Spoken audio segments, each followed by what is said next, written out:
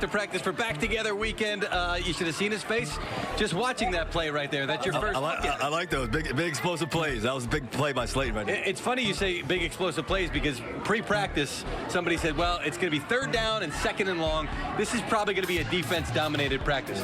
We had one-handed catches. We had Jameis doing the duck walk. We have you scrambling out. We had Scattaboo on the left side. Offense showed out today. Yeah, it was a great day. I think that we made a lot of plays today, offensively and defensively too, and it's a collective effort that we're just getting better every day. And we've had a lot of great days. I think Malik Neighbors has been special for us so far. He's making a lot of plays. Slayton, you saw that one-handed catch. He's dominant in a lot of ways, and I think Wandell's had a great training camp as well. But it really starts with offensive line. I think our offensive line's doing a great job against a really good defensive line. I mean, arguably, in my opinion, the world's best at how they rush the passer. So, but we're having fun out here, and all the fans, it means a lot to us. I know what the Giants think you have brought to this offense, but what do you think you have brought to this offense? Well, I think the few things that I always want to bring is obviously confidence.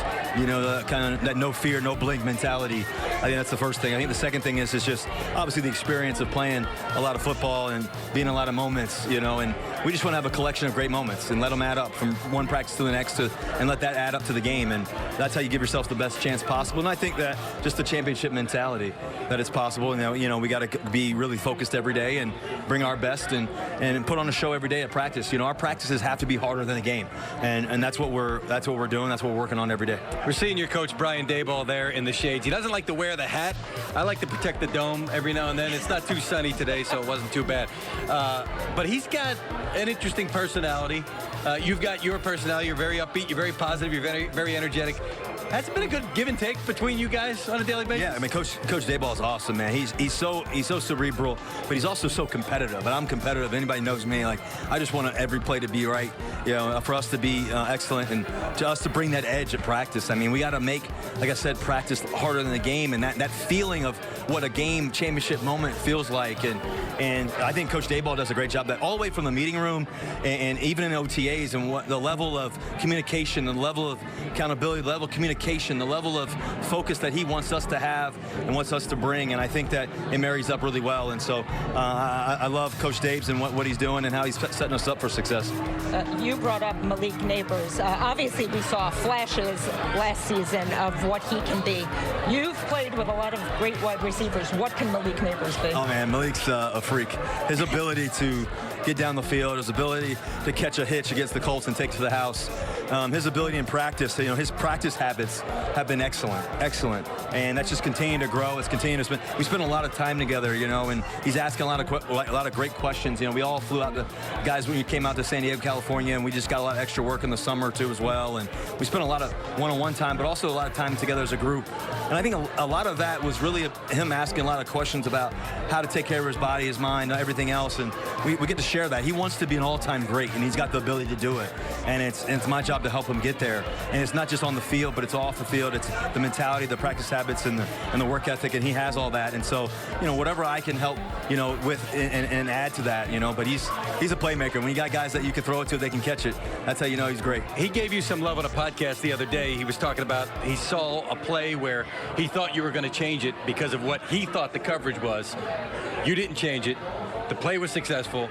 You saw it the right way, so that's helping him, obviously. Do you remember that play in particular that I'm talking about, and how much is that going to be beneficial? Yeah, he asked me after we threw a touchdown on it, and he was like, how the hell did you know that wasn't man? Because it all looked like man-to-man, and just, I guess that's a lot of football. I know it's 14 years of it, but just feeling what the looks look like and everything else. But I think that, he makes it fun. I mean, he can catch anything you throw to him, and he's super talented. I want to ask you about Jackson Dart, a rookie. You've been around other rookie quarterbacks. Give us the scouting report on Jackson Dart and where his progression is right now. Well, he's got a great arm, first of all. He can do a lot of different things. I think that he's a guy who's confident. He's a guy who just wants to constantly learn. He's asking me a lot of questions, and I think we were able to share a lot of those thoughts with him. And then just, for me, it's, we want every guy to get better every day, and that's starting with me to everybody else, and especially within a quarterback room. So we want to always have a great quarterback room, and to be able to share that knowledge and push each other and have those days where we're challenging each other in every way. Let's stay in the room, because I mentioned Jameis after he made the one pass. He had that duck walk, or whatever you want to call it, going on to celebrate. What's your best Jameis story so far? And I know you guys knew each other before you got here. What's the best Jameis story so far in the spring or summer? Man, there's too many to tell. I think the thing about Jameis is, what makes him great is, one, his ability to throw the football. But I think what makes him great is just his love for his teammates. How he wears his soul on his chest. He's gonna let you know how he feels, and you know what you're gonna get every day. And that's his best version of him. And man, that's what makes a great teammate. And he's all in on it, and he's a great leader. You've accomplished an awful lot in your career. What is there left for you to prove this season with the New York Giants? What do you want to prove for yourself? Yeah, I think for me, ultimately, I always want to, for me to be my best every day. And, I think the biggest thing for me is help this football team win, get us to where we believe that we can get to. I see the little man in the background. But I think the biggest thing is get us to where we need to go. And that's the top. And I think, there's only one way to get there.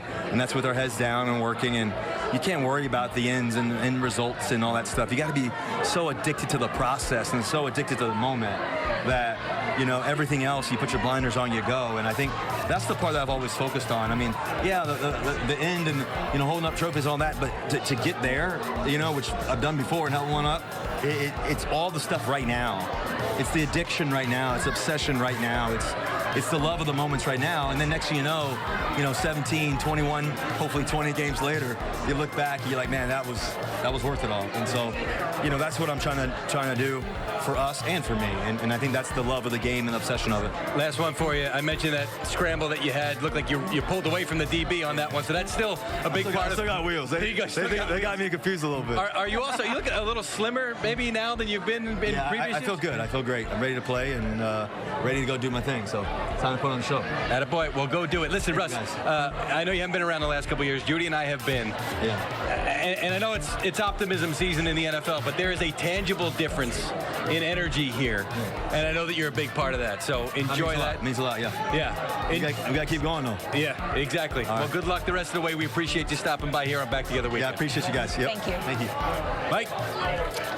Terrific job, guys, hearing from Russell Wilson. I got a lot of family in that New York area. I think Mike G hit the nail on the head. A lot of optimism around this team. No one's ever concerned, though, about Joe Burrow and the Cincinnati offense. The #1 pass offense in the NFL. Burrow threw for almost 5,000 yards, 43 touchdowns a season ago. For a little bit more on this squad, Rhett Lewis, Charles Davis standing by for a little bit more. Guys, clearly everyone is fired up and never concerned about this team's offense. But take me through what you guys have been able to witness over the last few hours. Well, I tell you what, seeing that connection that you guys just showed right there, Burrow to the now second-year wideout Jermaine Burton, I think is a very welcome sight. All the talent in the world, can you put it all together? By all accounts, this has been a much more productive camp for Burton. But I want to start with the main attraction, which is Burrow to Jamar Chase, 9-1, because we saw that a number of times today. I love the creativity that Zach Taylor uses, CD, to get the ball into Jamar Chase's hands. Kind of saw him coming out of the backfield a little bit today on a screen pass. There's no